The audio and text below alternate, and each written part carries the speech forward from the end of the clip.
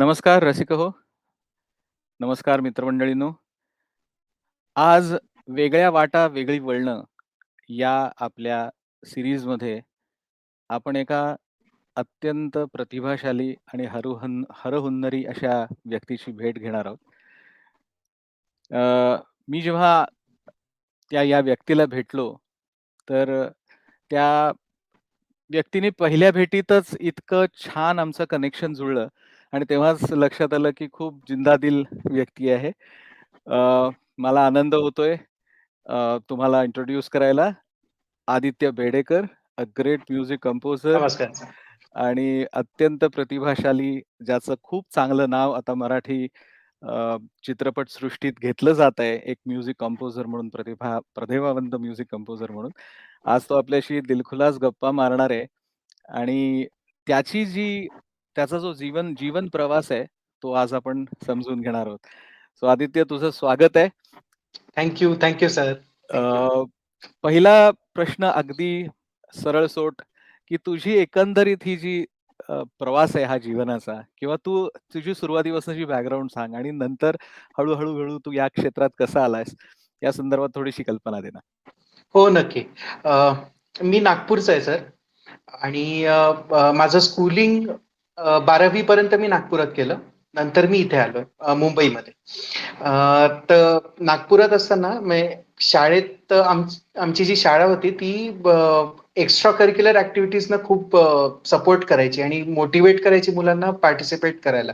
So I think बहुतेक 4थी किंवा 5वी पासून मी आमचा जो शाळेचा क्वायर बँड होता, सो त्याच्यात मी एक लीड सिंगर्स पैकी एक होतो.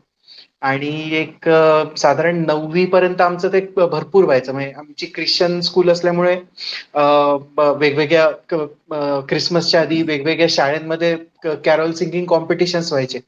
सो त्याच्यात मग आम्ही पार्टिसिपेट करायचो.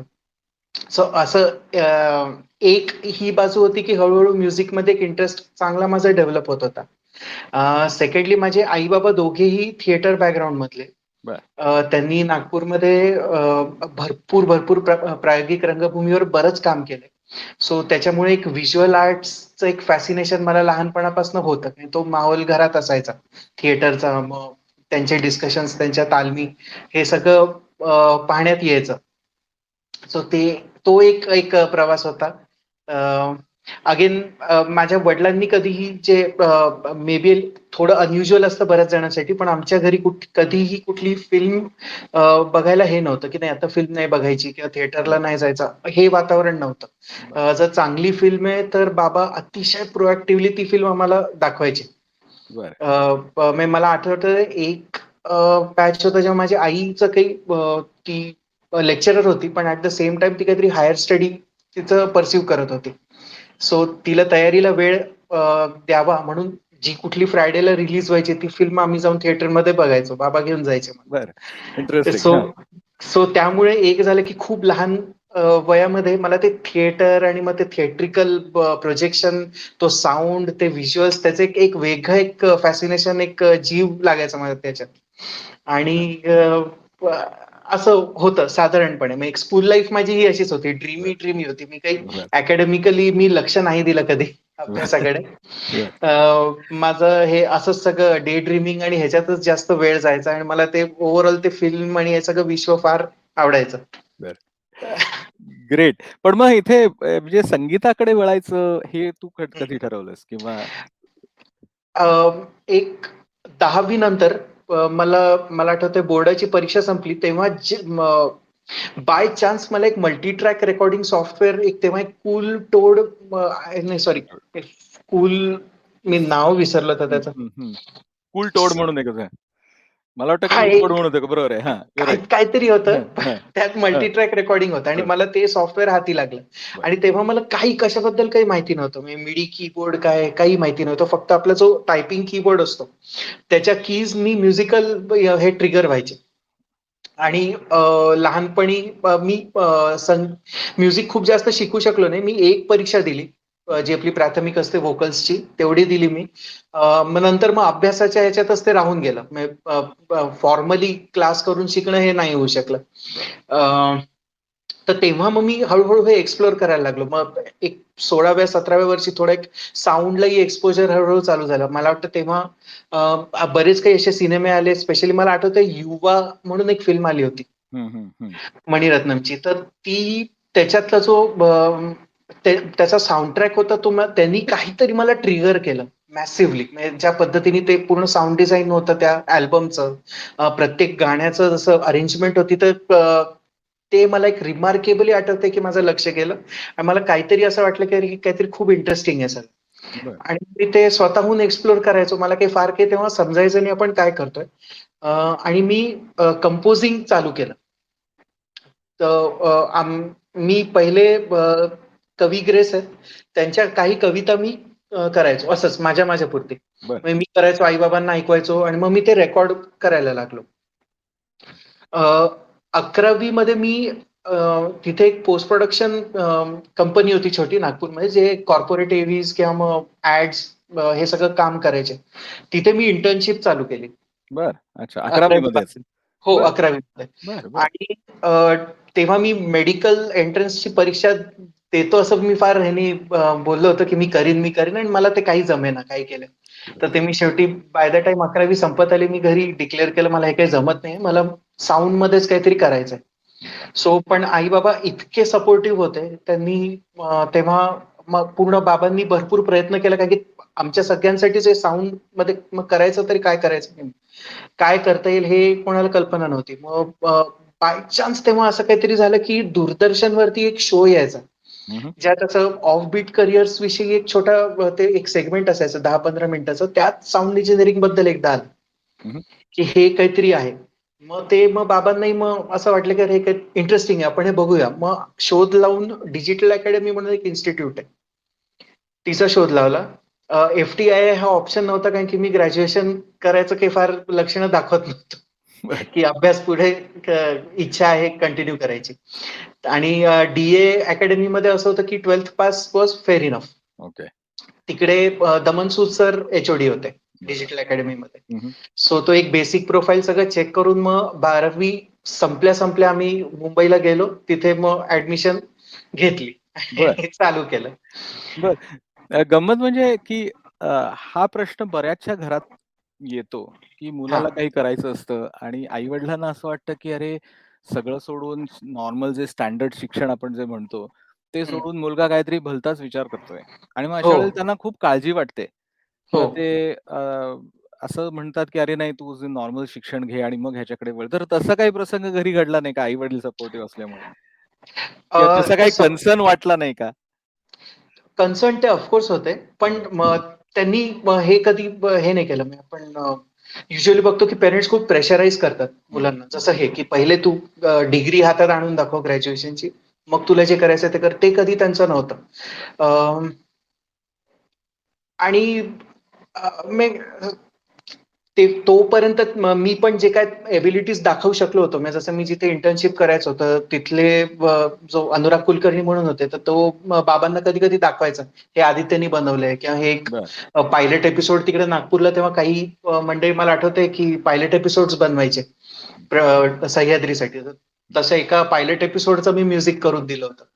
तशा 2-3 गोष्टी ते बाबांना दाखवत राहायचे, आई-बाबांना, की हे आदित्यनी केलंय. सो त्यांनाही कुठेतरी वाटत होतं, की हा काहीतरी करू शकतोय. बघूया. नाही झालं तर मग ग्रॅज्युएशन करू.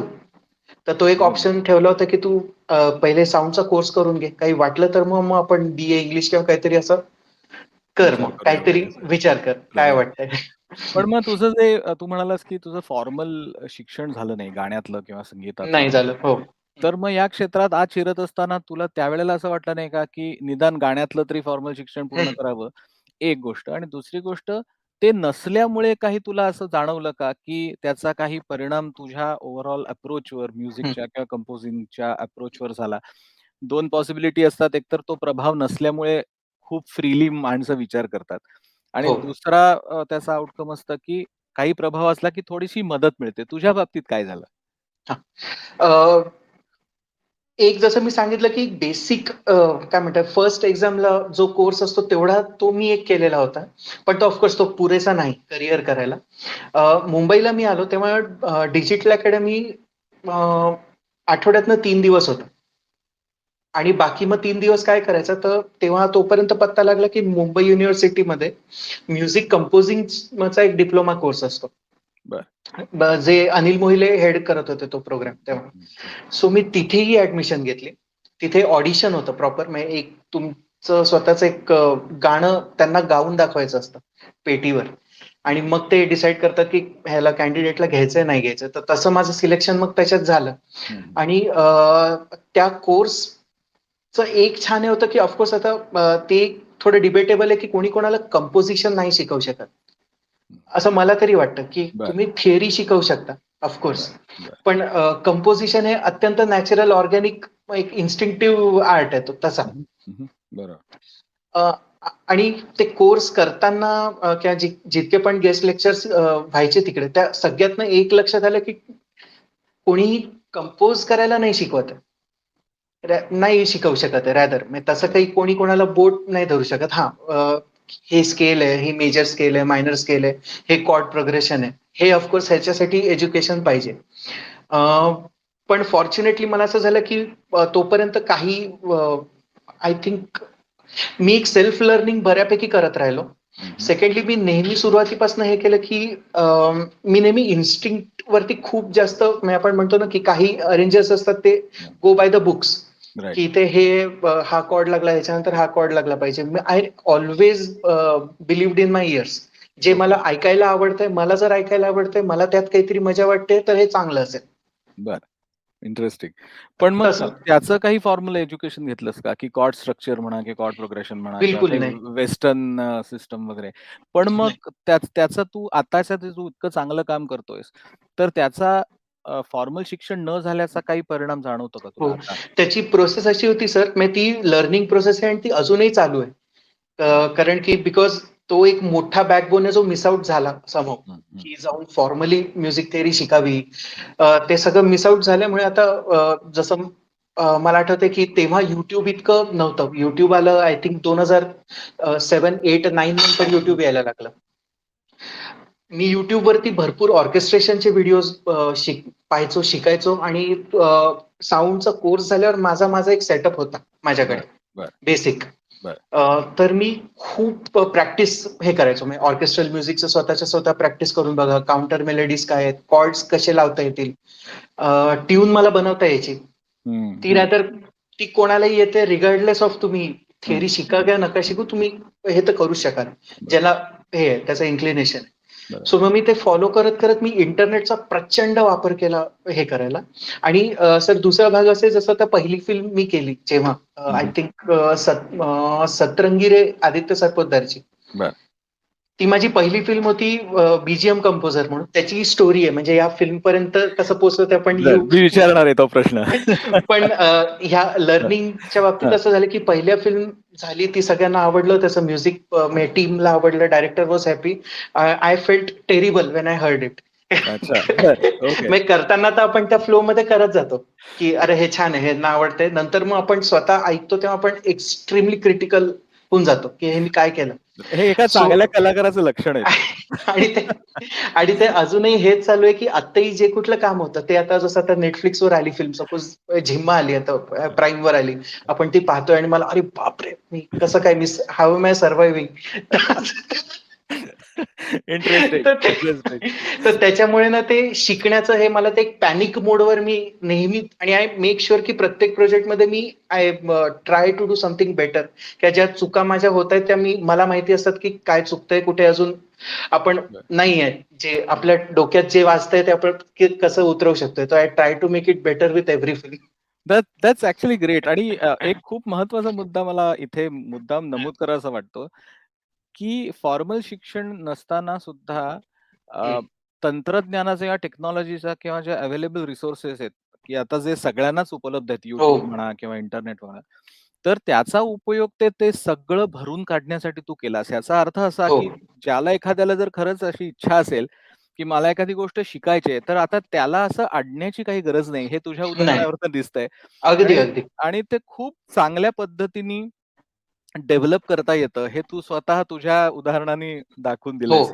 हे खूप छान एक गोष्ट मला वाटली त्यातली. आणि हो. दुसरं मला खूप आवडलं, की आता अनेक कलाकारांबरोबर काम करण्याची संधी मिळाली आहे. तर त्यावेळेला मला असं लक्षात येतं, की ज्यावेळेला एखाद्या कलाकाराला त्याचं स्वतःचं रेकॉर्डिंग किंवा काम ऐकवल्यानंतर जर ते आवडलं, तर तो कलाकार प्रॉब्लेम आहे. प्रॉब्लेम आहे. तर तू म्हणतोस ते I can completely relate to that आणि खूप छान हो. आहे. तर मग हे जे तू करत होतास किंवा हे करत असताना आपण त्या मुद्द्यावर येऊया, की मग खरा जो ब्रेक असतो, तो कसा मिळाला तुला? Right sir. हं. साउंडचा कोर्स संपल्यावरती मी पुण्यामध्ये नितीन जोशींचा तेव्हा स्टुडिओ होता, साउंड आयडियाज हां. नावाचा. बरं. तिथे मी अप्रेंटिस म्हणून लागलो. अप्रेंटिस म्हणजे मी सीरियस खूप नंतर झालो सर बरं, लाईफमध्ये. मी बरं, इनिशियली थोडासा भाव होतो. स्टेबल माइंडेड नव्हतो मी. बरं, सो तिथे माझं काम म्हणजे मी त्याच पिरियडमध्ये तो स्टुडिओ सोडला जेव्हा माझं काम होतं फक्त कोपऱ्यात उभं राहणं. बरं, तर मला बरं, कंटाळा यायला लागला, की बरं, अरे काय बरं. पुढे काय, पुढे काय? मला ते नेहमी हे होतं. हं, इम्पेशन्स खूप होता. हं, मी मग मुंबईत आलो. मुंबईत मी माधव वसगावकर म्हणून एक कंपोजर आहेत. हं. सो त्यांच्याकडे ट्रेनी म्हणून लागलो. तिथे मी काही काळ काम केलं आणि दरवेळेला असं व्हायचं, की साधारण 2-3 महिने झाले, की व्हायचं की नाही काहीतरी चुकतंय, हे नाही करायचंय. बरं, अ, परत तेच होतं कारण की मी इथे एकटा होतो मुंबईत. आई-बाबा तिकडे होते आणि तर एक कोणीतरी एक सीनियर लागतो, एक गॉडफादर सगळं जो सांगेल नाही गप्प बस आणि हे पूर्ण निदान 1 वर्ष तरी इथे करून तर बघ.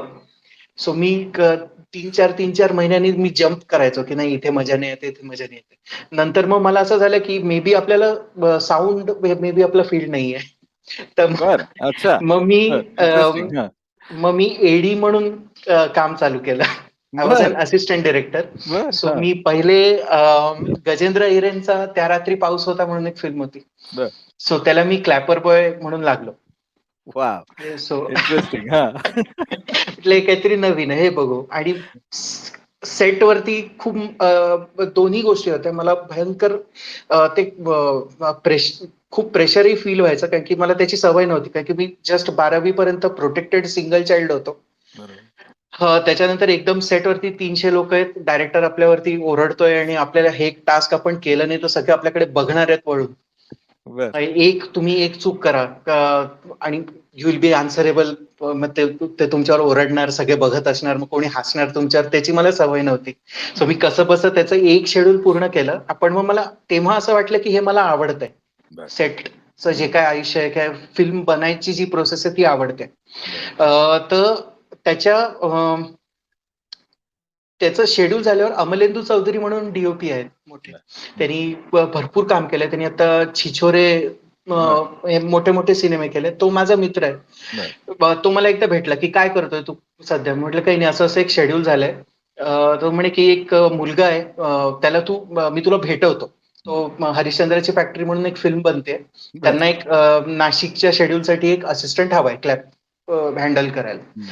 तर मी म्हटलं, की "ठीक आहे, चालेल, भेटतो." तर असं मी मग प्रकाश कुंटे सरांना बरं. मला आठवतंय अजूनही, की ओबेरॉय मॉलच्या पायऱ्यांवरती तो बसलेला होता आणि अमल मला तिकडे घेऊन गेला, की "नमस्कार प्रकाश सर" वगैरे आमचं असं अतिशय फॉर्मल छोटीशी एक भेट झाली तेव्हा आणि तेव्हा मी त्याला जॉइन केलं, तेव्हा म्युझिकचा एम नव्हता. कारण की म्युझिक आहे तोवर फक्त माझं काहीतरी होतं. बरं. पण कोणाला प्रोफेशनली सांगावं असं काही त्याच्यात नव्हतं काही. हं, हं. मला माहिती होतं, की प्रोफेशनली मी म्युझिक करतो याला काही संबंध नाहीये. बरं, तर मग मी ते शेड्यूल कंप्लीट केलं. तिकडे माझं आणि प्रकाशचं खूप चांगलं बॉन्डिंग झालं. बरं. मग प्रकाश मला क्षणभर विश्रांती नावाची एक फिल्म होती. सचित पाटील, सोनाली कुलकर्णी त्या फिल्मला प्रकाश मला तिकडे घेऊन गेला बरं, डायरेक्शन टीममध्ये. बरं. सो तिथेही मी असिस्ट केलं.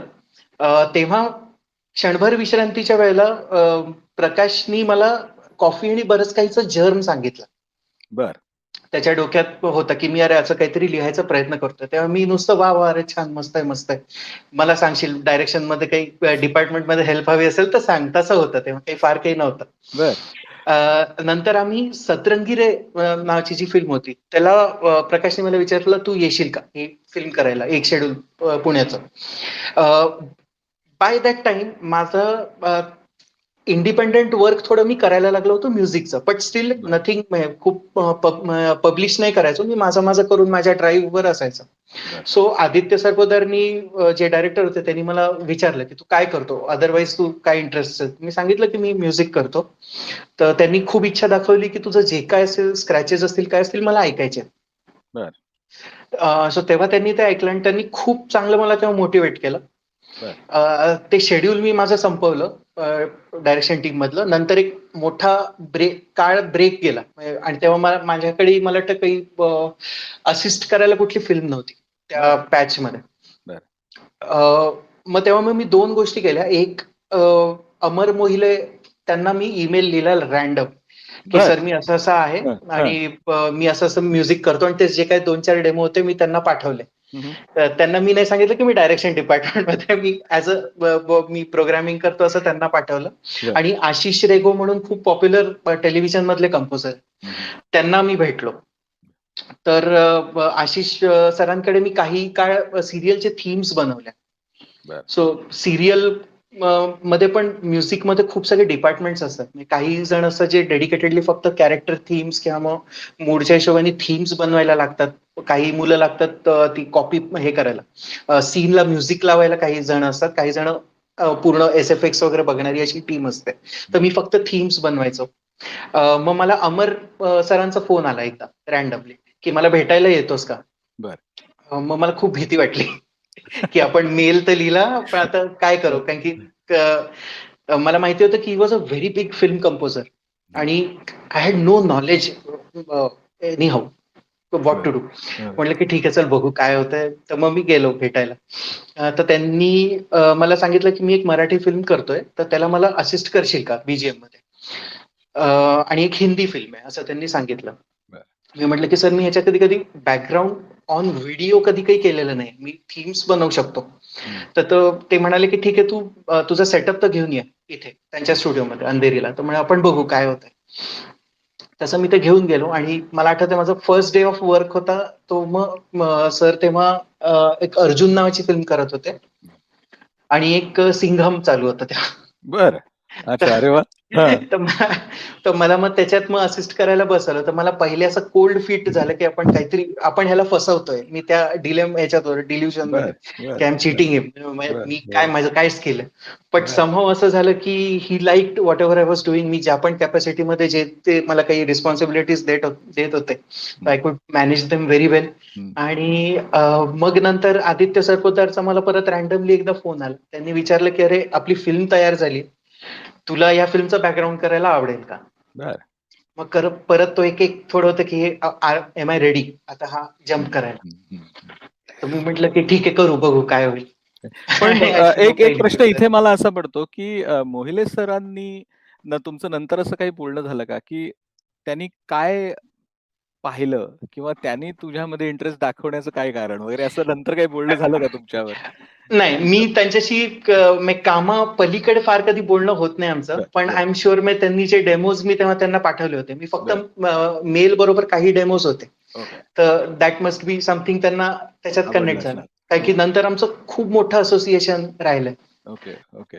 भरपूर त्यांच्याबरोबर मी काम केलं. Great, great. So back to the original story. So you got yes. another opportunity with Sarpotdar sir to do the VGM. मग पुढे? हो. मग असं झालं की एक फिल्म संपली, ती आवडली. म्हणजे जे विथिन सर्किट होते त्यांना आवडलं आणि युजुअली आपलं असंच असतं की तुमचं एक काम 4 लोकांना आवडलं की तर त्या 4 पैकी 2 जण तुमचं नाव नाव. सजेस्ट करतील. बरं. सो मग ती सायकल चालू झाली. मग एक सतरंगीनंतर मग तेव्हापासून ते आतापर्यंत कामच चालू आहे. मग असं आहे चालूच. की एकानंतर एक होत गेलं. या सगळ्या प्रवासामध्ये खूप वेगवेगळ्या लोकांचा सहभाग होता. पण मधला असा काही काळ होता, की ज्यावेळेला काही ठरत नव्हतं, की हे हो. करूया, ते करूया, ते करूया आणि किंवा मध्ये काही काळ थोडासा ब्रेक पण आला.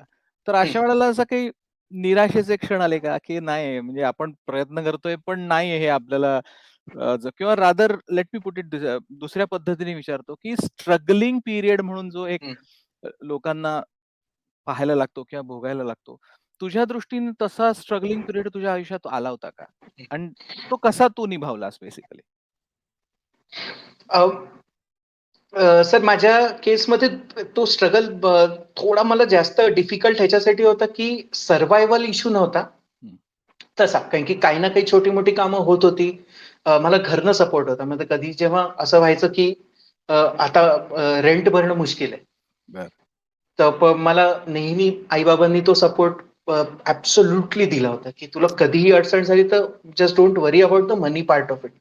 So that wise I was extremely sorted. I am grateful की ती वेळ नाही आली कधी. खूप मोठी पण गोष्ट आहे इतका सपोर्ट असणं हो, आई-वडिलांचा. खूप मोठी गोष्ट आहे ती.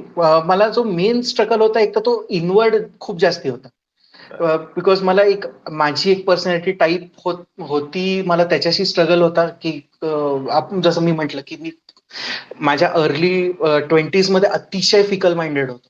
हं, हं, हं, हं. तर ते एक बॅटल आउट करायचं होतं, कारण की पटकन कुठूनही मन उडून जाणं, की नाही नको इथे मी 2दा ट्राय केलं नाही झालं, मग सोडून द्या. काहीतरी वेगळंच मग काहीतरी करायला बघा. तर हे माझं खूप होतं. तर त्याला स्ट्रीमलाईन करणं हा एक खूप मोठा स्ट्रगल होता सो हाऊ माझ्यासाठी. Did how did you do that? मला वेळेने शिकवलं एकतर. अच्छा. कॅन आणि यू अगेन इलॅबोरेट?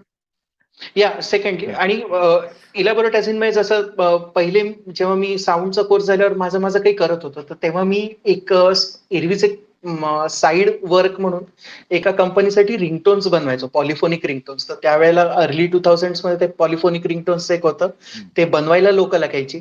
हं. त्याच्यातही तेही खूप कॉम्प्लेक्स एक करियर ऑप्शन होतं तेव्हा, की आयदर बरं, इंडियन रिंगटोन्स नाही तर वेस्टर्न असं. तर मी तसं बरं. मग इंडियन काहीतरी करायचो.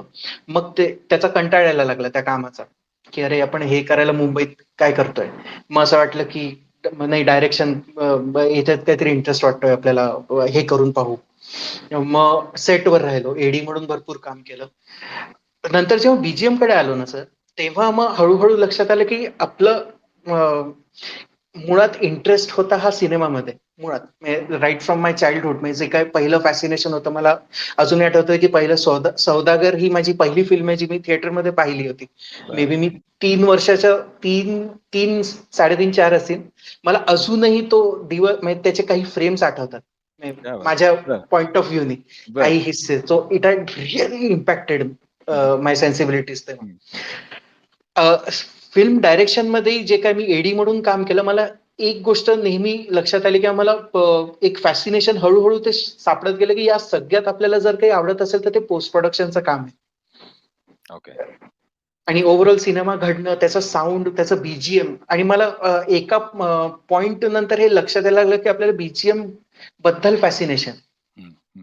सो ते by the time I think सतरंगी रे, कॉफी आणि बरंच काही पर्यंत मला पूर्णपणे ते समजलं की नाही, film scoring is my calling. आणि ते ते एक गोष्ट आहे की ज्याच्यातनं मला मग डेव्हिएट व्हायची इच्छा होत नाहीये आणि प्लस मला ते एक आता काहीतरी केलं पाहिजे. आणि अगेन जे माझं हे होतं की हे गोष्टी माझ्या कमी आहेत. मला अजून हार्मनी नीट केली गेली पाहिजे. मला काउंटर मेलोडीज माहित नाही. तर हे सगळी जी भूक होती ही फिल्म स्कोरिंगमध्ये अजून ॲग्रिव्हेट होऊन मला मी स्वतःला ते एज्युकेट करणं मग चालू केलं. सो दॅट एज्युकेशन अल्सो म्हणजे ते सुद्धा ऑनलाईन सगळं पाहून आणि अ, ऑफकोर्स, सगळं ऑफकोर्स बघूनच ऑनलाईन. ओके. पण मग ऑफकोर्स. ऑनलाईन ऑनलाईन पाहत असताना बऱ्याच वेळेला अडायला होतं किंवा एखाद्या गोष्टी काही हो. समजत नाही किंवा काही करत नाही. अशा वेळेला मग काय करायचं असतं? अ, मी मी असं फार क्वचित झालं की काही समजत नाहीये. बरं. म्हणजे जसं आता सपोज एक मेलोडी आहे. मी एक मेलोडी बनवली आहे. तर ह्याला कॉर्ड्स कसे लावायचे? तर हे एक बेसिक बघून मी माझं करायचं. ऑफकोर्स ते त्या स्टँडर्डचं मे बी नसेल, ज्या हं, स्टँडर्डचं तिकडे शिकवलं जातंय. हं. पण मग मी हे मला ऐकायला आवडतंय का? की हे निदान आपण जे सध्या ऐकतो त्याच्या जवळपास आहे का? हे करून मी डेव्हलप करत गेलो. म्हणजे of course I may not be able to play Beethoven असं हं. इलॅबोरेटली बसून. पण if you ask me to compose for a scene, I can do it very well. और ओके. यू हं. Ask me to come up with a theme, I can do that very well. बरोबर. So मला हेही realise झालं, की आपण player नाही आहोत हं, चांगले. हं, हं. So I am not a player. I am very good at programming. So computer is my best friend. Logic Pro is my बरोबर. Best friend. सो त्याच्यात राहून कारण की अशी काही उदाहरणं आहेत, अशी काही कंपोजर्स आहेत, इव्हन हॉलिवूडचे कंपोजर्स आहेत, ज्यांनी म्युझिक थिअरी डेप्थमध्ये शिकलेले नाहीयेत. But they are very good with the skill. आणि करेक्ट. ओव्हरऑल प्रोग्रामिंग, सिक्वेन्सिंगच्या आर्ट फॉर्मशी अत्यंत त्यांचा हात पकडलेला आहे त्यांनी. हं, हं, हं, हं. सो मग मी माझी ती बाजू पक्की केली, की ठीक आहे आपली 10ची 10 बोटं फ्री नाही आहेत ना. म्हणजे आपण प्लेयर नाही आहोत. ठीक आहे आपण ऍटलीस्ट प्रोग्रामिंग करू शकतो, आपण हे करू शकतो, डिझायनिंग करू शकतो. काय की म्युझिकही खूप बदलत गेलं सर. म्हणजे नंतर रॅपिडली रादर 2000s पासनं साऊंड डिझाईन आणि हे सगळे एलिमेंट्स खूप यायला लागले. सो बरोबर. म्युझिकची प्युरिटी तशी जायला लागली. मग त्याच्यात मग एटोनल म्युझिक आणि बरेच काही काही जॉनर्स इंट्रोड्यूस झाले आपल्या म्युझिकमध्ये सुद्धा, जे हं, पूर्वी इतके नव्हते. हं. सो आय थिंक मग मला तो फ्लो खूप चांगला मिळाला, माझा एक साऊंड तयार करायला. यात मला दॅट्स ग्रेट. फिअरलेस मी राहिलो जरा. Fantastic. So basically background music किंवा कंपोजिंग हे तुला त्या सगळ्या स्ट्रगलमध्ये लक्षात हो, आलं, की this is my calling. Absolutely. आणि मग त्याच्यानंतर ह्या ज्या सगळ्या तू जेव्हा फिल्म्स करत होतास, तर त्याच्यामध्ये how did you contribute? How did you improve? How did you make sure that you are doing something other than very normal work so to say? कारण तुझं म्युझिक जर ऐकलं, तर एक खूप वेगळ्या प्रकारचं खूप छान एक वेगळा त्याला विचार आहे म्हणतात. तर त्याच्यासाठी काय तू मुद्दामून मेहनत करतोस का it is as you sed just a instinct? एक एक आहे सर, की ते इट इज प्युअर इन्स्टिंक्ट. म्हणजे काय कसं जायचंय, कारण की अगेन तेच होतं, की it's a handicap as well as हे, की ओके आता हे असं असं सीन आहे, की ठीक आहे आता मी I use 1/4 5th chord progression आपण पहिले प्ले करू, तर ते काही मला ते समजतच नाही हं, हं, पहिले. हं, सो हं. आणि सर मला सिनेमा कळतो आणि मला इमोशन्स वरती मी खूप जास्त लक्ष देतो. जे स्कोरिंग मध्ये सगळ्यात मेन प्रायमरी रिक्वायरमेंट आहे, की तुम्हाला इमोशन्स कळले पाहिजे. तुम्ही भलेही तो 2 कॉर्ड मध्ये थीम करू शकता, तुम्ही युनिक कॉर्ड मध्ये थीम करू शकता, whatever your emotion has to hit right पहिले. हं, हं. जे ज्याची ही डिमांड नाही, की तुम्हाला सगळी म्युझिक थिअरी आली पाहिजे. इंटरेस्टिंग. हं. ओके. तर प्रत्येक फिल्ममध्ये हेच होतं, की आणि of course the film has to connect. आपल्या आपल्या प्रोफेशनल ह्याच्यात बरेच सिनेमे असे असतात, की जे आपण एक एक प्रोफेशन म्हणून, की ठीक आहे आपल्याला हे प्रोजेक्ट आहे, हे प्रोजेक्ट करायचं आहे, ह्याचं हे रेम्युनरेशन आहे, ओके मूव्ह अहेड. अशी भरपूर सिनेमे असतात आणि काही सिनेमे असतात ज्यात तुम्ही तुमचा जीव ओतून काम करता, कारण की तुम्हाला त्यात काहीतरी कनेक्ट सापडतो. हं, तर तो हं. कनेक्ट जेव्हा मिळतो, तेव्हा मलाही मजा येते काम करायला. आणि ते मत असं असतं, की मी खूप त्याच्यात शिरून जातो. त्या स्टोरीमध्ये त्या कॅरेक्टर्स बरोबर हे होतो. To the level of obsession sometimes. Interesting. Okay. मला आठवतंय, की एक सिनेप्ले म्हणून एक छान एक कंपनी होती. ते लोकं टाटा स्काय थिएटरसाठी आम्ही भरपूर काम केलं. मोठ्या विजय तेंडुलकरांचे प्लेज असतील, त्यांना प्रॉपर शूट करायचे आणि बरं, लाईक अ फिल्म, फक्त इंडोर फिल्म. आणि ते अच्छा. टाटा स्कायवर आता मला वाटतं लागतं. बरं. सो तेव्हा काही नाटकं होती ती बघून त्याच्यावर काम करताना मला लिटरली त्याची स्वप्न पडायची त्या कॅरेक्टर्सची, क्या किंवा बात बरेचदा असं व्हायचं, की त्यांचं काहीतरी ड्रामा चालू आहे स्वप्नात आणि त्याच्यात मी इन्व्हॉल्ड आहे आणि मला खूप अफेक्ट होते, की अरे ह्याच्याशी असं कसं वागू शकते. है! हं, हं, हं. So interesting, so interesting. हे सगळ्या गोष्टी होतात आणि हे मला मग खूप हेल्प करतं ते स्कोर करायला, ते इमोट करायला. बरं. जनरली असं म्हटलं जातं, की ह्या क्षेत्रामध्ये शिरणं खूप डिफिकल्ट आहे. कारण म्हणजे मराठी फिल्म इंडस्ट्री हम्म. घे, बॉलिवूड त्याच्यापेक्षाही कठीण आहे हो. असं म्हटलं जातं. आणि एकंदरीत सर्वसामान्य लोकांचा समज असतो, की तिकडे आत शिरकाव करायलाच प्रचंड स्ट्रगल आहे आणि खूप मेहनत आहे, खूप त्रास घ्यायला लागतो. इस दॅट ट्रू? हे खरं आहे त्यांचा हा जो म्हणजे समज आहे का गैरसमज आहे का? एखाद्या नवीन माणसाला जर ह्या क्षेत्रात शिरायचं असेल, तर किती सोपं आणि असं आपण धरून चालू की त्याच्याकडे कॅपॅबिलिटी आहे किंवा तो चांगला एक स्किल्स आहेत. हम्म. पण असे कुठले स्किल्स त्याच्याकडे असणं आवश्यक आहे, की ज्याच्यामुळे त्याला ह्या क्षेत्रामध्ये येता येईल? अ, आता आता तुम्ही बघाल, आता जे गाणी बनवणारे जे those are into song making, त्यांच्यासाठी आता अव्हेन्यूजच सगळे चेंज झाले. हं, हं. तर मी त्याविषयी फार बोलणार नाही, कारण की सॉंग्स हे माझं फार तसं विश्व नाहीये. मी स्कोरिंगला घेऊन जे आहे, तुम्ही डायरेक्ट जर प्रोडक्शन हाऊसेसकडे जाल किंवा डायरेक्ट तुम्ही डिरेक्टर्सना भेटाल, त्यांना अपॉइंटमेंट एक तर तुम्हाला ती मिळणार नाही. कारण की मी स्वतः जेव्हा एडी होतो, तेव्हा मी पाहिलंय, की कसे कॉल्स आन्सर केले जातात. हो, हो, हो. कसं हँडल केलं जातं हे सगळं. तर इट्स आउटरेट, नंतर फोन करा, पुढच्या महिन्यात फोन करा, त्याच्या पुढच्या हेच चालू राहतं. पण याचं कारण म्हणजे त्यांना अव्हॉइड करायचं हे असतं, की इतके असंख्याने कॉल त्यांना येत असतील, प्रत्येकाला अटेंड करणंही शक्य नसतं एक तर प्रॉब्लेम. ते आणि सेकंडली आता माझ्या लक्षात आलंय, की प्रत्येकाचा एक कम्फर्ट झोन बनून जातो. एक ग्रुप असतो, की माझा आवडता एडिटर. मग मला त्याला समजतं, की मला कसं शॉट कापून हवंय किंवा माझा आवडता डी माझा कंपोजर त्याला कळतं मला काय हवंय. तर एक एक एक फ्रेंडली हे बनून जातं. सो असं प्रत्येक डायरेक्टरचा आपला हे असतो एक तर. त्याला त्या पलीकडे जाऊन शक्यतो काम करायचं नसतं. कारण की कम्फर्ट मग नवीन कम्फर्ट झोन असतो वरून. हां. नवीन माणसाबरोबर परत ते ट्युनिंग व्हायला एक वेळ लागते. पण बेस्ट पॉसिबल वे अगेन तो डिफिकल्ट आहे, पण कुठल्याही एस्टॅब्लिश कंपोजरला असिस्ट करणं, मला हं, वाटतं हा सगळ्यात उत्तम हे मार्ग आहे ह्याच्यात शिरायचा. कारण की त्याच्यामुळे तुम्ही थेट जी प्रोफेशनल कामं चालू आहेत, ती हं. ती तुम्हाला बघायला मिळतात. तुम्हाला त्याच्यात एक हातभार लावायला मिळतो तुमच्या कॅपॅसिटीनुसार आणि तुम्हाला ओव्हरऑल कारण की फक्त म्युझिक, म्युझिक, म्युझिक ते नाहीये करिअर. हं. भरपूर पीपल मॅनेजमेंट हा सगळ्यात मोठा आणि अतिशय टीडियस भाग आहे या सगळ्यातला. तो इंटरेस्टिंग. तुम्हाला तिथे शिकायला मिळतो. जे तुम्ही स्वतः जाऊन आता मला काहीतरी म्युझिकमध्ये करायचंय. माझी 12वी संपली. मी पियानो शिकलोय. मी 8th ग्रेड पर्यंत शिकलोय. आता मला काही हरकत नाही मिळायला. तर तसं खूप डिफिकल्ट आहे तसं तुम्हाला मिळणं. आता तू हा खूप छान मुद्दा सांगितलास. पीपल मॅनेजमेंट इज मोर हो. Important than your इनेट skills. म्हणजे पियानो वाजवता येतो आहे चांगलंच आहे. Of course that is your पण टॅलेंट. हां, पण जर पीपल मॅनेजमेंट जमलं नाही, तर it is very difficult. So मुश्किल होते. तर थोडंसं त्याच्यावर विस्तृत बोलला, की पीपल मॅनेजमेंट म्हणजे तुझ्या तुझ्या काय मनात आहे? हो. एक तर every director is a different person all together. हं, त्याची एक पर्सनॅलिटी असते. तुम्हाला as a composer you have to spend almost 1 महिना, 2 महिना तुम्हाला त्या एनर्जीमध्ये त्याच्याबरोबर राहायचं असतं. बरं. अगेन प्रोड्युसरची माणसं, everybody has their own energy, their agendas. बरेच वेळा असा प्रॉब्लेम असतो, की प्रोड्युसर डायरेक्टरचं आपसात काही जमत नाही. त्यांच्यात काही इगो क्लॅशेस आहेत. बरेचदा तुमचा स्केपगोट हं, बनवत असतात. म्हणजे प्रोड्युसर म्हणत असतो, की नाही मला असं करून दे तू. हं. डायरेक्टर म्हणत असतो त्याचं नको ऐकू, असं करून दे. मग हा म्हणत असतो, की नाही तू त्याचं नको ऐकू. हे सगळं टॅकल करावं लागतं. ह्याच्यात खूप एनर्जी आपली आपली स्वतःची वाया जात असते. तुला बरेच वेळ. तुला करावं लागलं हे सगळं? हे खूप करावं लागतं आणि हे बरं. करावं लागणार आहे. लागतंच. अच्छा. लागतंच. कारण की inevitable part of the trade. हे आहे. म्हणजे ते त्याला काही करावंच टाळता येत लागतं. नाही. हो. हं. आणि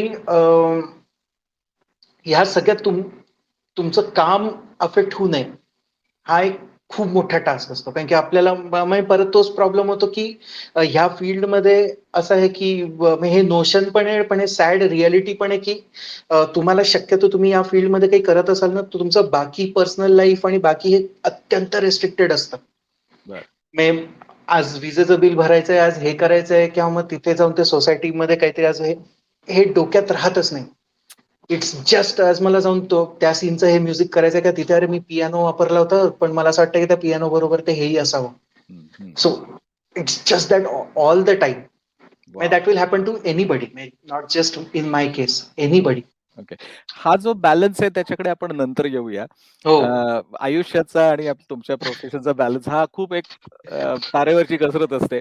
तर तो तू कसा करतोस हा मी नंतर तुला प्रश्न विचारणार आहे. पण त्याच्यापूर्वी आपण जो आता विषय बोलत होतो, की आत शिरणाऱ्या माणसाला म्हणजे पीपल टॅलेंट येणं किंवा पीपल हम्म. मॅनेजमेंटचं स्किल असणं खूप हो. महत्वाचं हो. आहे. हो. आणि त्याच्यात दुसरा प्रश्न असा आहे, की आत शिरल्यानंतर आता सहज लोकं एक्सेप्ट करतात का? म्हणजे आता समजा तुम्ही शिरलात एखाद्या ग्रुपमध्ये ॲड झालात, तर मग मग हम्म. ते जे आता त्याच ग्रुपमध्ये मग तुम्ही रिस्ट्रिक्ट होत नाही का? मग व्हरायटी लोकांबरोबर, व्हरायटी ग्रुप बरोबर तुम्ही हम्म. काम तुम्हाला करण्याची संधी मिळते का? का एका ग्रुप बरोबर लागलं, की तो जो ग्रुप जे नाही. काही करेल ते. So how do you steer your way through that? म्हणजे तू हो. त्याच्यातनं मार्ग कसा काढतोस? इथे टॅलेंट कामाला येतो. एकदा ओके. तुम्ही एका ग्रुपमध्ये पोहोचला, तुम्हाला ॲक्चुअली एक काम करायला मिळालं. जसं सतरंगीरे मिळालं. मी ते केलं. ते 10 लोकांनी ऐकलं. त्याच्यापैकी 3 लोकांना ते खूप आवडलं. मग त्यांनी त्यांच्या त्यांच्या प्रोजेक्ट्समध्ये मला बोलावलं. हं, किंवा त्यांच्या ते लक्षात राहिलं, "अरे हां, सतरंगीरे छान होतं. हं, माझी एक फिल्म आहे, ह्याचं करशील का बी हं, सो ते तिथे मग तुमचं काम बोलेल. हं, हं, हं. Okay, okay. जिथे लोकांना तुमचं काम ॲप्रिशिएट करायचंय, ते मग मग बाकी काही बघणार नाही. ते तुमचं काम ऐकतील आणि हे करतील. पण पहिली एंट्री किंवा मग प्रोजेक्ट चालू असतानाचं जे हँडलिंग आहे, ते एक वेगळा झोन आहे मग परत. बरं. Okay, okay. याच्यामध्ये एक दुसरा एक समज असा असतो, की साधारणपणे सिनेमा किंवा ह्या क्षेत्रामध्ये गेल्यानंतर म्हणजे मुलं वाया जाण्याची शक्यता असते किंवा काही विचित्र इतर काही सवयी लागण्याची शक्यता असते. तर हा समज आहे, की ह्याच्यातनं कसं वाचायचं किंवा नवीन जो मुलगा आत शिरणार आहे, त्याच्या आई-वडिलांना किंवा त्याला स्वतःला ही हं, जी काही-काही वेळेला भीती असते, की नको बाबा ते मोहमयी दुनिया आहे असं म्हणतात. हं, it's a glittering world, but there is a very sad reality about the glittering world. हं. तर तू त्याचा बॅलन्स कसा साधतोस? किंवा तुला असे काही प्रसंग फेस करायला लागले का? हो.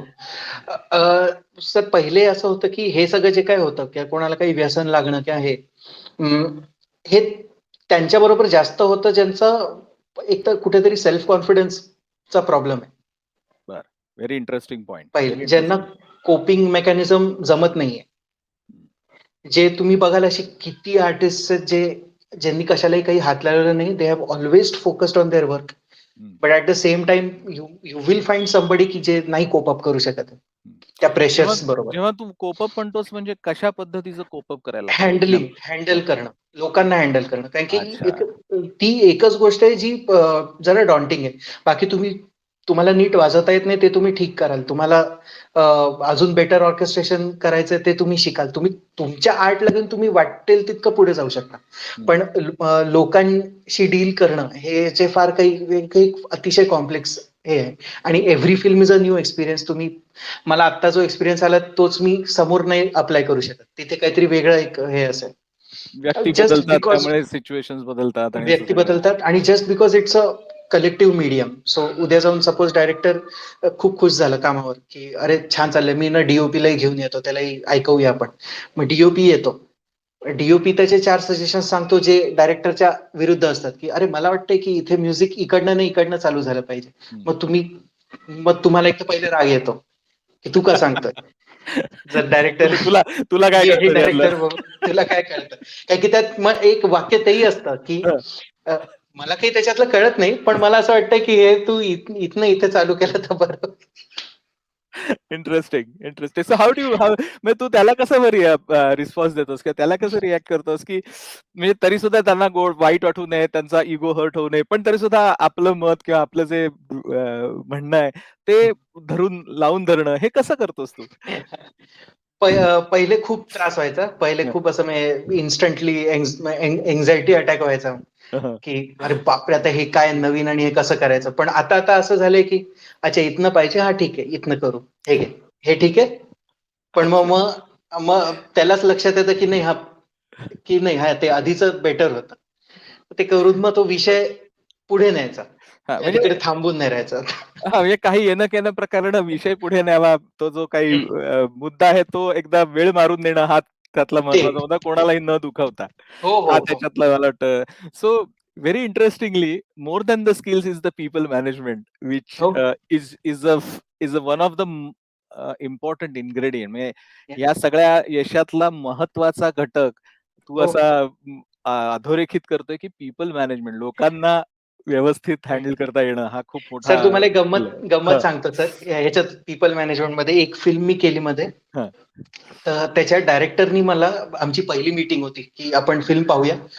तुम्हाला मी फर्स्ट कट दाखवतो, मग आपण चर्चा करूया. ठीक आहे. तर मी फर्स्ट कट पाहिलं, जे होतं व्यवस्थित सगळं. मी त्याला म्हटलं, की तुझे काय आयडियाज आहेत? काय कसं करावं? काय हं, काही आहे तुझ्या डोक्यात? तर हं. त्यांनी मला 3 स्टँडिंग ओवेशन्स करून दाखवले. की बघा मी तुम्हाला आता 3 स्टँडिंग ओवेशन करून दाखवतो. हा ए, हा हं, बी, हा हं, सी.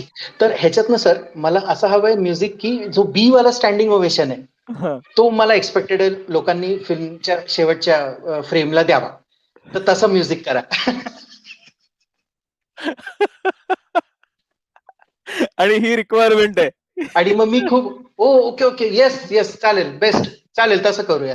आणि मला काहीही कळत नव्हतं. आता काय कर व्हेरी इंटरेस्टिंग. पण मग नक्की रिक्वायरमेंट काय आहे असं हळू-हळू जसा वेळ जाईल तसं काढून घ्यायचं पोटातनं, की हे बेसिक असं रिक्वायरमेंट होती, की फिल्मला जे काही जस्टिस करेल ते म्युझिक करा. तेच द्यायचं. पण ते उगाच काहीतरी हे असं असतं. म्हणजे प्रत्येकाचं काहीतरी वेगळं असतं. आणि ते त्याच्यातनं मार्ग काढत त्यांना आपल्याला आपलं गोंजारत, स्टेबल गोंजारत.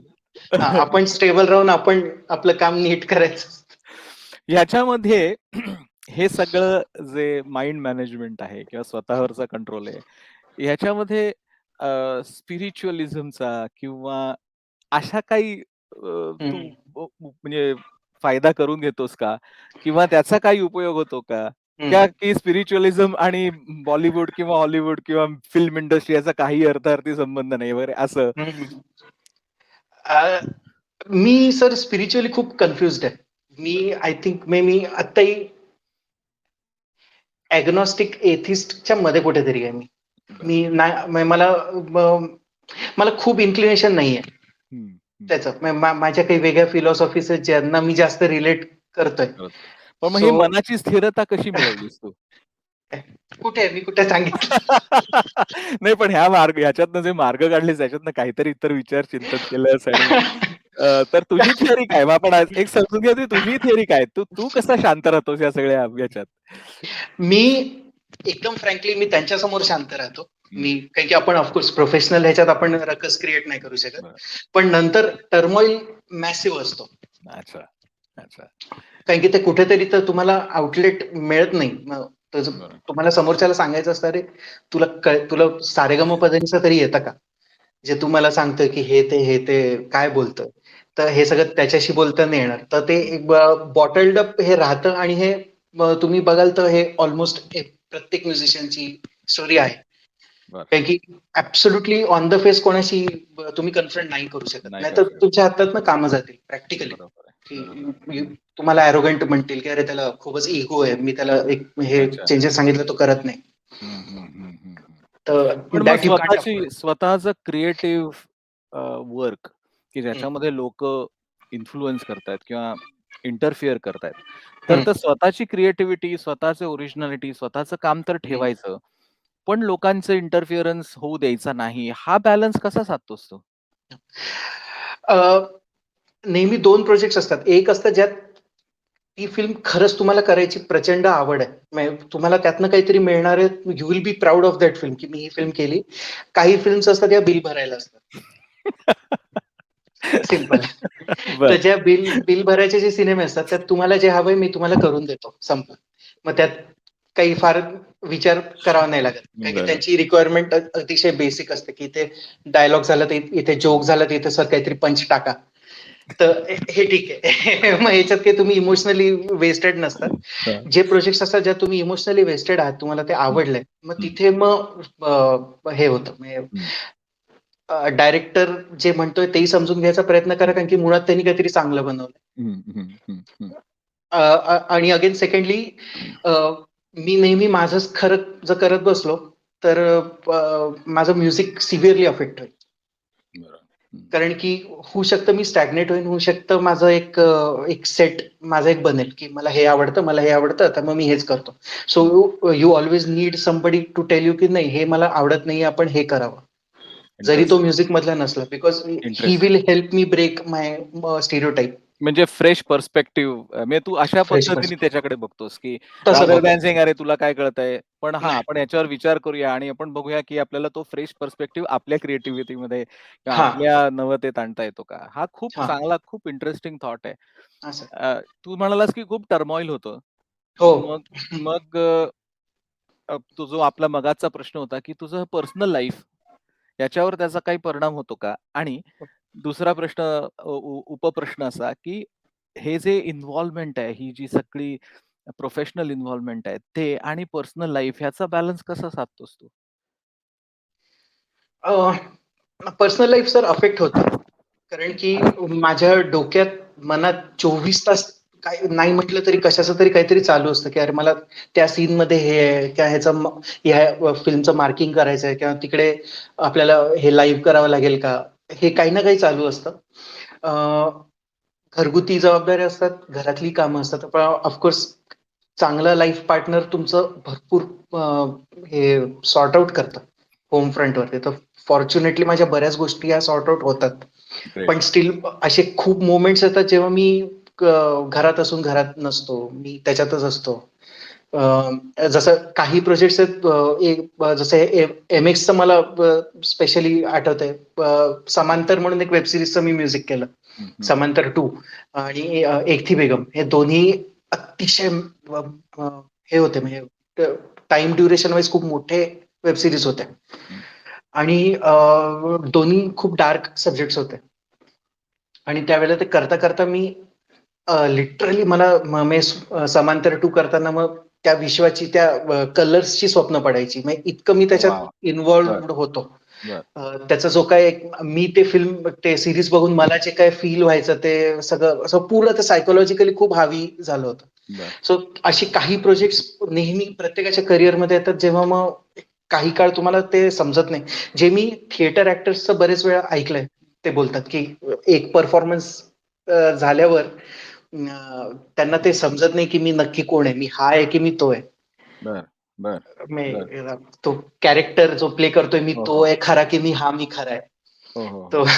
तो हा डिलेमा होतो पण मग बऱ्याच वेळा. तू ते ईज आउट कसं करतोस? वेंट आउट कसं करतोस? किंवा how do you manage that? हं, अ, खूप चांगलं करता येत नाही मॅनेज. पण त्यातल्या त्यात असं आहे की मग जसं आता हे आपण आता आपण YouTube खूप कन्झ्युम करतो. तो बरं. ह्युमर एक खूप मोठा त्याच्यात एक एस्केप फॅक्टर. रूट आहे. बरं. आणि जसं आता माझ्या केसमध्ये नेहमी असं राहिलंय की लहानपणापासून की काही झालं खूप आयुष्यात प्रॉब्लेम्स असतील तर गोविंदाची फिल्म बघा. किंवा बरोबर. किंवा बरं. माझं आपलं काही एक खूप मला एक एक विशिष्ट खूप जसं हैदराबादी कॉमेडीज मला खूप हे होतं रिलीफ मिळतं. रिलीफ मिळतो. तर असं काहीतरी एक मार्ग शोधून तर असं काढायला काही लागतो, काही की जो असं आपल्या पद्धतीने आपल्याला सुटेबल आहे अनवाइंड तो करा. करायला असं ग्रेट. अगेन वाईफ बरोबर कन्व्हर्सेशन्स करणं ते महत्वाचं आहे. तुम्ही एक खूप मोठा एक असतं तुम्हाला तुमच्या ह्याच्यातनं बाहेर काढणं काहीतरी वेगळं तुम्ही ह्याच्यात असता. ओके. लाईफ पार्टनर खूप मॅटर करतं मग ह्याच्यात. तुझा लाईफ पार्टनर म्हणजे तुझी बायको या क्षेत्रातली आहे का अ, वेगळ्या क्षेत्रातली आहे का या क्षेत्रातली नाही, नाही, वेगळ्या अच्छा. क्षेत्रातले. वेगळ्या हो. क्षेत्रात. मग वेगळ्या क्षेत्रातला असण्याचा फायदा आहे का तोटा आहे? फायदा म्हणेन मी सर. फायदा आहे. फायदा बरं, आहे, फायदा आहे. बरं कारण ग्रेट. की मग तिचा पर्स्पेक्टिव्ह सपोज आता कधी तिला एखादं काही रील दाखवली, की हे बघ हं, कसं वाटतंय बीजीएम. हं. सो ती जज करताना ऑडियन्स म्हणूनच जज ऑडियन्स. करते मग कामाला. त्यात मग तिला हे सगळं नसतं, की हां, ह्याला प्रोग्रामिंग करायला हे असेल किंवा त्यांनी हा साउंड वापरलाय, त्यांनी ही हं. किक अशी प्रोसेस केली आहे. हे सगळ्याशी हेच संबंध नसतं. नसतो. आयदर हं. आवडलं नाही तर नाही आवडलं. नाही आवडलं. बरोबर आहे. ॲब्सोल्युटली. तर ते अ, खूप महत्वाचं आहे. ह्या क्षेत्रामध्ये एवढी वर्ष आता तुझी काम काम करताना 1 किंवा 2 असे प्रसंग आहेत, की जे तू कधीच विसरू शकत नाहीस, की ज्याच्यामुळे तुझ्या आयुष्याला कलाटणी मिळाली. असे काही एखाद 2 प्रसंग आहेत का? आणि आय एम प्रिटी शुअर, की अनेक असतील. त्याच्यातनं आता कुठला निवडायचा, कुठला सांगायचा असा प्रश्न हो. पडतो. पण मला वाटतं प्रकाशची मैत्री हे अच्छा. एक मला खूप स्पेशल आहे. कारण की मी ज्या कॉन्टेक्स्टमध्ये त्याला भेटलो नंतर ही तो खूप इन्स्ट्रुमेंटल राहिलाय या प्रवासात. Okay, okay. सो एक मला वाटतं एक असा मोमेंट असा नाहीये जो खूप छोटे प्रत्येक प्रोजेक्टमध्ये तुम्हाला असे 3-4 मोमेंट्स येतात, की जे खूप मेमोरेबल त्या वेळेला वाटतात. पण बरं. इव्हेंच्युअली ते मेमरीतनं निघतात. हं. पण प्रकाश, मग कॉफी आणि बरंच काहीचं एकूण पूर्ण मेकिंग ऑफ कॉफी आणि बरंच काही बरं. खूप स्पेशल आहे. अच्छा. Uh, so that is what made या आदित्य बेडेकर, कॉफी एंड बरंच काही आहे आणि Prakash Kunte as director actually made Aditya Bedekar of course. Is what you can say. So that's great. तुला बरेच अवॉर्ड्स पण मिळालेले आहेत. बॅकग्राऊंड स्कोरसाठी. त्याच्याबद्दल थोडंसं सांग ना? मला मला नॉमिनेशन बरेच मिळाले, पण ॲक्चुअल पहिलं अवॉर्ड मला 2018 मध्ये झी गौरव मिळालं, हम्पी फिल्मसाठी. बरं, त्याच्यात त्या फिल्ममध्ये एक गाणं मी केलं होतं. एक नरेंद्र भिडे सरांनी केलं होतं एक गाणं. बरं. सो आम्हाला जॉइंटली सॉन्ग्ससाठी मिळालं आणि बीजीएमसाठी मला मिळालं. That's great. अ, ते एक तेव्हा मिळालं आणि आता मला एक थी बेगम 2 बरं. सीझनसाठी मला आय-डब्ल्यू-एम बस डिजिटल अवॉर्ड मिळाला. क्या बात है! So best when web series score. Fantastic. So when you go there and hold that हं. आयडॉल किंवा ती जी हे असतं, त्यावेळेला काय फीलिंग असतं? मी झी गौरवच्या वेळेला गेलो नाही. काय की मला इतकं मी खूप आहे म्हणजे इंट्रोव्हर्ट आहे मी भयंकर आणि मला जिथे 4 माणसांच्या वरती माणसं जमली, की मला प्रॉब्लेम्स होतात मग. बरं, तर बरं. मला तेव्हा इतकं झालं, की आपण काय करायचं, कसं करायचं? एक तर तर त्या भीतीपोटी, की काय मग आता इतक्या लोकांमध्ये जायचं, बसायचं, it was my first time तसं. तर त्याला I chose not to go घाबरून. बापरे! काय की बरं. हां. आणि मग काय की मी शुअर होतो की हाय मला कुठे मिळेल. बरं. तर अच्छा. तर की हां. अरे सवाल ही नाही. I will be the last person की मला ओके. तर नुसतंच जाऊन तिथे बसून ऑकवर्ड होण्यापेक्षा आपण नको जाऊ. ह्या आणि अनुषंगाने नेमकं या अनुषंगाने एक सहज नेहमी मनात येणारा प्रश्न असतो, की असं म्हणतात, हां. की खूप पॉलिटिक्स चालतं, खूप ग्रुपिझम चालतं आणि त्याच्यामुळे it is very difficult to adjust. Is that true in your opinion? To some extent but with the जे principal as far as I think जी प्रिन्सिपल स्टारकास्टचं जे प्रकरण आहे ना, because that is that affects the जे काही शोचं जे आहे, की तुमच्या ह्याच्यात कोणते चेहरे अवॉर्ड घ्यायला येतात. सॅड पार्ट इज की technical department is the most ignored department अशा इव्हेंट्समध्ये. नाही, नाही. मी म्हणजे एक भाग झाला हा ह्या इव्हेंट्सचा हां, किंवा या अवॉर्ड फंक्शन्सचा. हां. तुम्ही ओव्हरऑलच या इंडस्ट्रीमधलं जे असं वदंत आहे किंवा असा जो समज आहे, की खूप पॉलिटिक्स असतं, खूप ग्रुपिझम असतं. आहे, आहे. ओके. ते आहे. Secondly technical department specially post production sound हं. हा काही माणसं असतील जे सोन्यासारखी असतील जे अतिशय तो प्रोसेस इझी करतात. नाहीतर अदरवाईज इट्स अ नाईटमेअर बरं, बरं, टू बरं, sail through it. It's not easy. बरं. कारण की सगळ्यात पहिले होतं असं की फिल्म बनता by the time producer cinema संपवतो, एडिट टेबलवर येतो, he is exhausted of his funds हं, मोस्ट ऑफ द केसेस. हं, तिथे पहिला प्रोड्युसरला क्रंच यायला सुरुवात होते. हं, की हं, आता पोस्ट प्रोडक्शनला ओव्हरऑल इतके लाख लागणार आहेत, पण आपल्या शूटिंगमध्ये 2 दिवस 4 दिवस एक्स्ट्रा गेले, आता पैसे नाहीये, हे नाहीये, ते नाहीये. हं, मग एक तर पहिलं त्रास होतो ते म्हणजे टाईमलाईन्सचा त्रास होतो. हं, हं. सेकंडली परत तोच त्रास होतो की डायरेक्टर एडिट टेबलवरती हॉलिवूडचे साउंड ट्रॅक्स लावतो रेफरन्स म्हणून. बरं. हां. तुम्हाला प्रोड्युसर सांगतो मला 15 दिवसात बॅकग्राऊंड करून पाहिजे. ओ आता हो, 15 हो. दिवसात त्यांनी जे लावलेला बापरे! हॅन्स झिमरचा स्कोर आहे, तो कसा मॅच करायचा? And एक तर ते if I remember correctly, even Hans Zimmer is like you. He was not theoretically trained, but he's still a very, very successful composer and music writer. Is that हां, true? त्याने yes, yes. म्हणजे I Yes. Think music theory त्यांनी he never took Exactly. Yeah. Interest in Right. Learning that. Right. But Right. Right. त्याचंही परत त्याचं की Huh. But So is he right your now he is idol? One of the greatest. Is he your absolutely, idol? He is. Okay. Absolutely. 3-4 जण आहेत, Hmm. पण of course Zimmer So on who top. do you idolize? मला James Newton हावर्डचे काही scores खूप आवडतात. माझे हे आहेत म्हणजे काही एक पर्टिक्युलर एक आयडल नाही, पण काही स्पेसिफिक साऊंडसाठी मला काही माझे आयडल्स आहेत. जसं माझ्या फॉर्मेटिव्ह लहानपणी बाबांनी मला एनिग्मा ऐकवलं होतं. एनिग्माचे आमच्या घरात तेव्हा 1-2-3 अल्बम्स होते. But बाबांना आवडत असेल. बट ते त्यांनी ऐकवलं तर तेव्हा मला वर्ल्ड म्युझिक किंवा मग फ्युजन म्युझिक किंवा हे जे लाउंज म्युझिकचं ओव्हरऑल हे त्यासाठी मी त्यांना आयडल मानतो. मग एक डीप फॉरेस्ट म्हणून एक बँड आहे.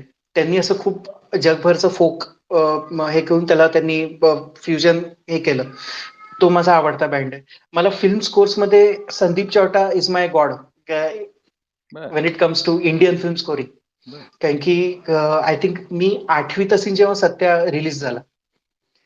सो सत्याची थीम आणि त्या ती फिल्म आय थिंक ते अडल्ट सर्टिफिकेट होतं, तर तेव्हा थिएटरमध्ये नाही बघता आली. पण तेव्हा तो काळ होता की केबलवर लागायच्या. की केबलवाले पायरसी करायचे.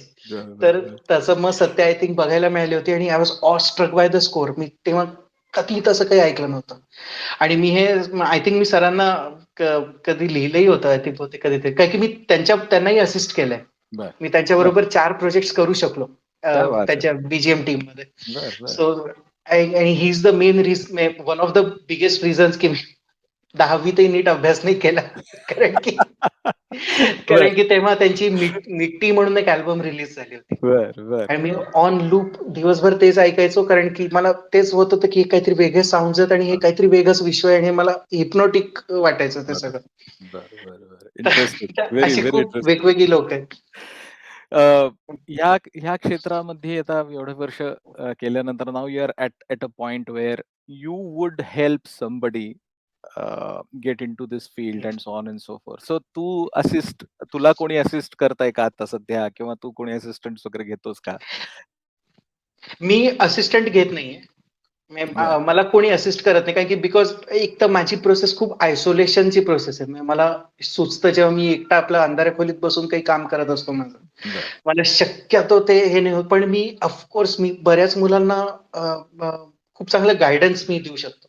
हं, हं, मला अजूनही काय बरेच सिंगर्स आहेत, प्रोफेशनल सिंगर्स आपल्या हं, मराठीमध्ये, की ज्यांना बिकॉज आता पोस्ट पॅन्डेमिक या पॅन्डेमिकच्या वेळेला खूप प्रॉब्लेम झाला बऱ्याच जणांना. हं, हं, तर तेव्हा खूप जणांना मी मोटिवेट केलं, की तुम्ही प्लीज स्वतःचे मोबाईल सेटअप्स घ्या. हं, आता इट्स सो इझी की तुम्ही जस्ट तुम्ही बिलीव्ह नाही कराल, मी झिम्मा फिल्म जी होती हेमंत हं, डोमेची, हं, मी हं. माझ्या घराच्या डायनिंग टेबलवर बसून त्या फिल्मचं बॅकग्राऊंड केलंय. क्या अख्खं. बात सो है! सो नाऊ क्या बात! एव्हरीथिंग इज सो हे की तुम्ही कुठेही बसून तुम्ही करू शकता. तुम्हाला ते जार्गनची गरज नाहीये. बरोबर, म्युझिक बनवायला.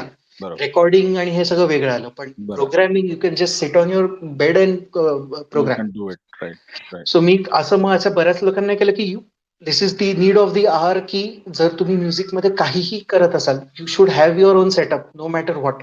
बरोबर आहे. कारण ॲब्सोल्युटली. की आता बरेच सिंगर्स असे आहेत जे जसं स्कोअरमध्ये मला कधी काही आलाप लागतो किंवा काही लागतं. सो मी त्यांना तो ट्रॅक पाठवतो. ते घरनं त्यांच्या घरी बसून रेकॉर्ड करतात, मला पाठवतात. मी ते इथे पेस्ट करतो.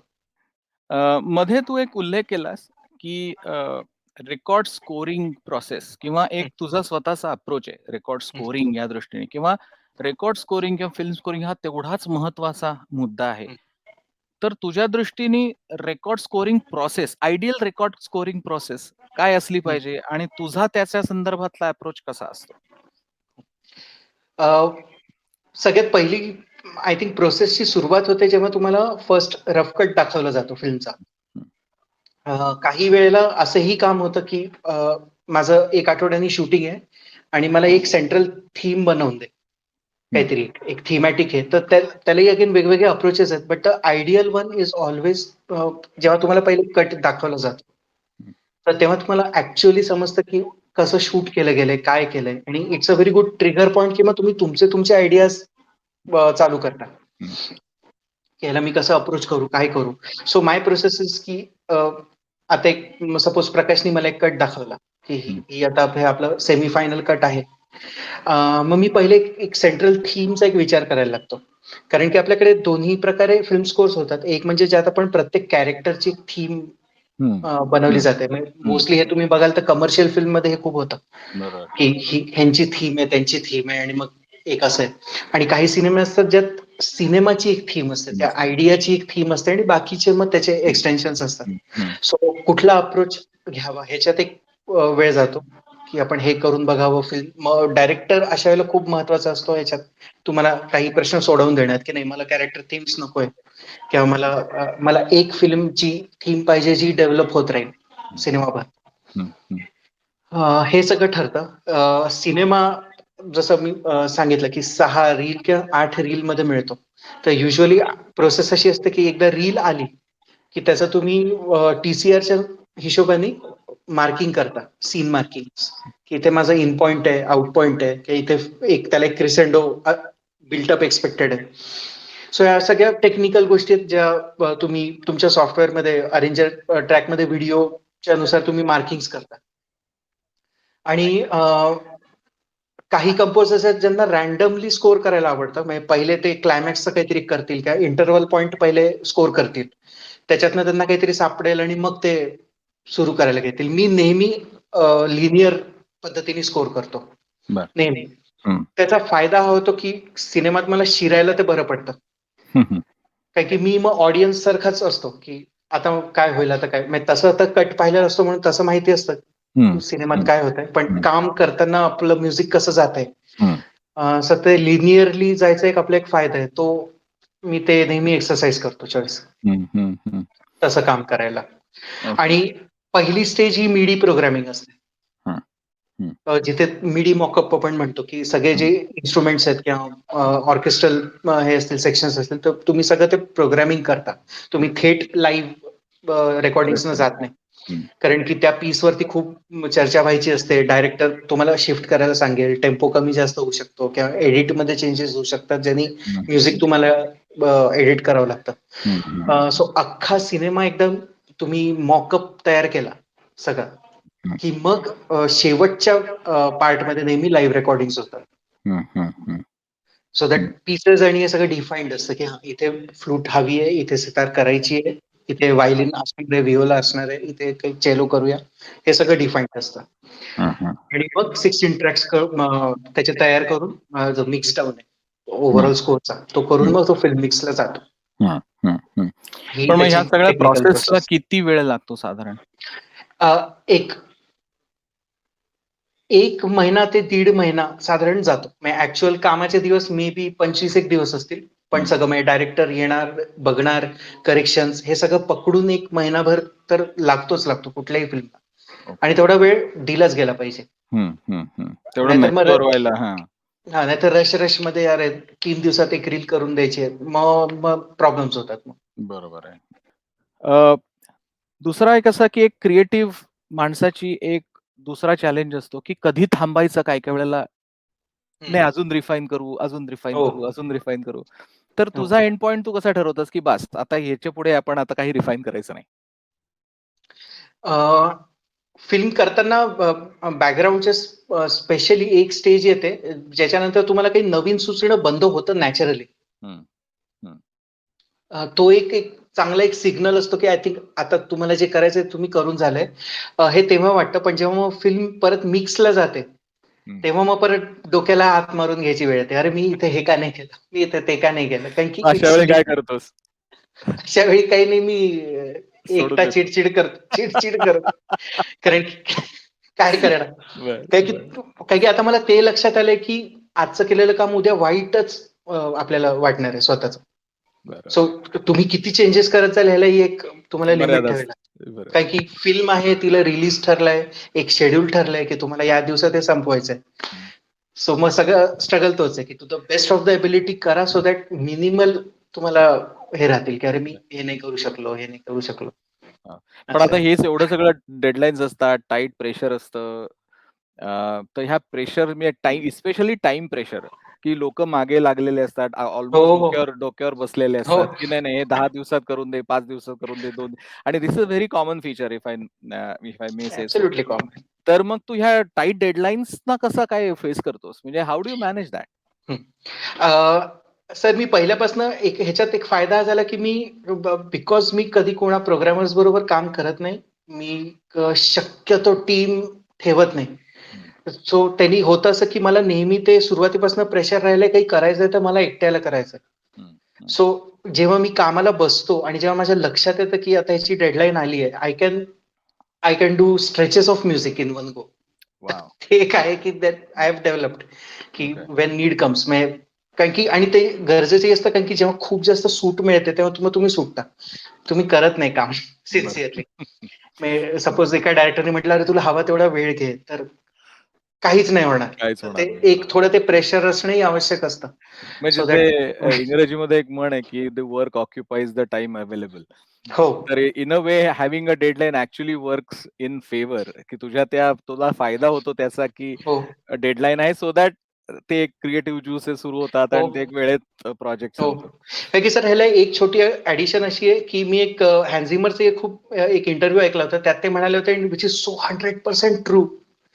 ते म्हणे की कुठलीही नवीन फिल्म साठी मला बोलवलं, म्हणजे मला ऑन बोर्ड त्यांनी आणलं आणि ती फिल्म मी पाहिली की पहिला थॉट हा असतो की अरे मला तर म्युझिक येतच नाही की जे मी या फिल्मला जस्टिस देऊ शकेल. आणि त्या थॉट मी इतकं बॉकडाऊन व्हायला होतं की असं वाटायला लागतं की अरे म्युझिक आपलं फील्डच नाहीये. ते इतकं ते एन्झायटी इतकी क्रिपलिंग असते ती की मी याला कसं करू व्हायचं काम. सो अशा वेळेला द सुनर द डेडलाईन तुम्ही त्या ह्याच्यातनं जागे होता की ठीक आहे, करायचंय तर करायचंय, आता चला चालू करा. पण मग नाहीतर मग त्या पर्टिक्युलर फिलिंग मधनं बाहेर कसा येता? ऍक्च्युअल काम चालू केलं सुरू की केलं. It's just a matter of that one scene or that one moment तुम्ही क्रॅक करा म्युझिकली, की बस येस हे या फिल्मचं सूर आहे, हे सापडलं मला. It's just that. स्कोरिंग मध्ये टेक्निकली सुद्धा एक साधारण असं आहे की तुमची पहिली रील आणि दुसरी रील ही झाली. आपल्या फिल्मला 6 किंवा 8 रील मध्ये डिवाइड केलं जातं. फर्स्ट सेकंड रील तुमची क्रॅक झाली, युअर साऊंड सेट तुम्ही सेट झाला की आता हे साऊंड आहेत, हे विश्व आहे, हे कॅरेक्टर कीम्स आहेत, किंवा हे ओव्हरऑल ह्याची म्युझिकल स्पेस ही आहे. मग तुम्ही बरोबर जाता. मग तुम्हाला क्रिएटिव्ह ब्लॉक येत नाही. जो काही सगळा तमाशा चालतो तर पहिली रील होता होता त्रास होतो, की हे कसं करायचं हे. That's great. That's very, very interesting insight. Yeah. Specially जर बॅक टू बॅक सेम जॉनरची फिल्म आली. हं. एक आता मी फिल्म केली ज्यात मुला-मुलीला लग्न करायचंय, ती संपली. तर दुसऱ्या फिल्ममध्येही त्यांना लग्नच करायचंय. मग असं होतं की आता आता वेगळ्या कुठल्या प्रकारे लग्न लावायचं? आता काय करू? किती लव्ह थीम्स बनव. Very interesting, very interesting. So तर यार एक शेवटचे 1-2 प्रश्न फक्त, हो सर. की आता ह्या क्षेत्रात येणाऱ्या जे जे तरुण आहेत किंवा ज्यांना ह्या क्षेत्रात यायचंय, हं. तर त्यांच्यासाठी 4 असे कुठले किंवा 5 असे कुठले मुद्दे सांगतील, की त्यांनी त्याच्यावर विचार करून त्याचं जर उत्तर हो असेल, हं. तर या क्षेत्रात या. म्हणजे आता आपण खूप बोललो आणि त्याच्यातला सगळा एक-एक मुद्दा अ, काढला तरी सुद्धा ते हं. डायरेक्शन किंवा ते एक मार्गदर्शन मिळू शकेल. पण त्याला जर कन्साइज करून जर मी तुला म्हटलं, की असे 5 मुद्दे सांग, की ते जर एखाद्या व्यक्तीमध्ये असतील, तर त्यांनी विचार करावा, नसतील तर विचारही करू नये. हं. अ, हे थोडं मे बी मी हार्श बोलीन. आणि that is what we want. आपल्याला खूप कँडिड हां. बोलायचं आहे कारण ह्या इंटरव्ह्यू सीरीजच्या मागचा हा एक महत्त्वाचा मुद्दा आहे, की लोकांना जी रिॲलिटी आहे ना, बऱ्याच वेळेला हां. वर्ल्ड ग्लिटरिंग असतं. हो, पण हो. त्याच्या मागची जी सत्यता आहे किंवा जी जी जे खरेपणा आहे किंवा रिॲलिटी आहे, ती माहिती होणं खूप आवश्यक आहे. आणि म्हणजे मग कोणी जर विचार करत असेल, तर त्याला सगळ्या गोष्टीचा अंदाज येऊन त्याला निर्णय घ्यायला हो. सोपा जाईल. त्यामुळे अतिशय हार्श किंवा अतिशय ट्रान्सपरंटली बोलावं हीच अपेक्षा आहे. नक्कीच. हो. अ, पहिले असं झालंय आता, की जी लहान मुलं आहेत, यंगस्टर्स स्पेशली ती सध्या तरी बॅफल झाली आहेत. ओव्हरऑल सोशल मीडिया किंवा जे काही क्विक स्टारडम चं एक काहीतरी एक इट्स म्हणजे वल्गर आहे ते. हं. जे पटकन मला काहीतरी असं करायचंय, की मी लगेच व्हायरलच झालं पाहिजे आणि माझ्याकडे ब्रँड डील्स झाल्या पाहिजे. हां, आणि काही असे आर्टिस्ट्स पण आहेत, ज्यांनी ते खूप रॉंग एक्झाम्पल सेट केले, की ही खरी सक्सेस नाही म्हणवता येत. बिकॉज बरोबर. वी नो की ते लॉकडाऊनच्या वेळेला तुम्हाला फक्त तेवढ्यापुरती त्यांनी हसवायचं काम केलंय, पण तो तो करियर पाथ माहीत नाही. मला ते फार बरोबर. रिस्की वाटतं. हं. बरीच मुलं मी ज्यांना भेटतो किंवा जे ऑब्झर्व्ह करतो, की दे आर जस्ट 18, 19, 20 आणि त्यांना डायरेक्ट बिग लीग म्युझिक डायरेक्टरच व्हायचं असतं एकदम. हं, हं. म्हणजे त्यांना त्यांना ते कळत नाही, की स्टेप बाय स्टेप जाणं हे किती फायद्याचं आहे. बरोबर. हं. आपल्यालाही शांत करायला. कारण की आपण ते 18-19चे ते सगळे ते पंप्ड अप हार्मोन्स घेऊन आपण असं आता मी दाखवतो तसं नाही होत. कारण की ते व्हेरी तुमच्या नाईस. खूप आधीपासून एक इंडस्ट्री चालू आहे, एक प्रोसेस चालू आहे. तुम्हाला ते समजून घेणं अनलेस ऑफ कोर्स म्हणजे तुम्ही उद्या मी माझा पैसा लावतो आणि मी माझी अल्बम काढतो. एक अल्बम तुम्ही काढाल, मग तुम्ही काय कराल? काय करावं? बरोबर. आणि म्युझिकमध्ये सर खूप सगळे स्ट्रीम्स आहेत. म्हणजे जसं आता मी स्पेशली आता जर थोडं त्याला हे करायचं झालं, तर बरीच मुलं जो मला प्रचंड म्हणजे ते आवडत नाही मला त्याचा भयंकर राग येतो, की बॅकग्राऊंड स्कोर, बॅकग्राऊंड कंपोजिंगला as a stepping stone to become a music director बघतात. हं, हं, हं. इंटरेस्टिंग. हं. जे अतिशय चुकीचं आहे कारण की बॅकग्राऊंड म्युझिक हा हा ॲब्सोल्युटली वेगळा स्ट्रीम आहे. सॉन्ग मेकिंग हा वेगळा स्ट्रीम आहे. पण बिकॉज ऑफ ते जे काही फॉल्टी आपल्याकडे ओव्हरऑल बनलंय, की गाणी बनवणारा हा मेन आहे आणि बॅकग्राऊंडवाला तो वाटतं ठीक है, होता तो क्या पीछे कुछ तो बजा के दे देगा. असा जो समज आहे. हां. त्यांच्या या समजुतीमुळे अतिशय खूप काळ वाया गेला, की बॅकग्राऊंड स्कोर कंपोजर्सना काही त्यांचा वर्थ म्हणजे लिटरली म्हणजे इतकं महत्वाचा तो घटक असून त्याला सेकंडरी ट्रीटमेंट असते. तुम्ही नोटीस कराल ह्याच्याबद्दल मला खूप राग येतो या गोष्टीचा, की एखाद्या फिल्ममध्ये एक गाणं स्पेशली मराठीमध्ये एक गाणं असतं अख्ख्या फिल्ममध्ये आताच्या काळात. बरोबर. एक गाणं असतं, 2 गाणी असतात. पण म्युझिकमध्ये तुम्ही त्याचं क्रेडिट बघता. बरोबर आहे. काय म्युझिक केलंय त्यांनी? म्हणजे 8 मिनिटाचं म्हणजे 4-4 मिनिटाची 2 गाणी. बरोबर आहे. पण व्हेअरएज ज्यांनी आणि स्कोर केलेलं असतं ते त्यात सुद्धा अरेंजर वेगळा असतो. ते पूर्ण टीम सगळे असते. पूर्ण टीम असते. बरोबर आहे. हं, हं. सिनेमा म्युझिक बाय ज्यांनी गाणी केली आहे आणि बॅकग्राऊंड स्कोर असं कुठेतरी एक ह्याच्यात असतं की बॅकग्राऊंड स्कोर पाहिजे असं.